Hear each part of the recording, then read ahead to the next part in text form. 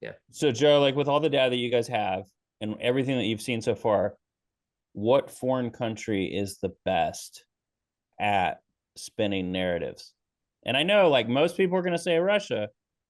Feel free to not say Russia if they're not the best. I Yeah. mean, like, Um, which one is the best from what you've seen so far?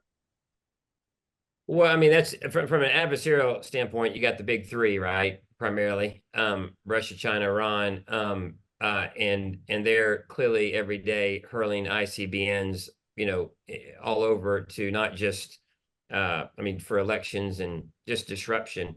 I think, and of course, the Russians, we were talking about this at the conference, right? They wrote the book in 1923, right? And I mean, it's public, right? Their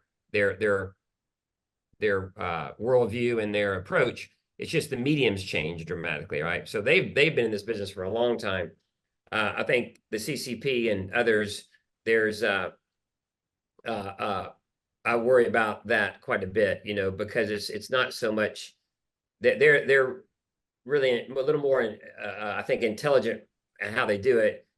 They can't spell very well in English, but I think some of the techniques they're using is pretty powerful. And the Iranians, are pretty significant too. But what's more complicated than if you think about, I mean, those are the three classic, I would say form line influence.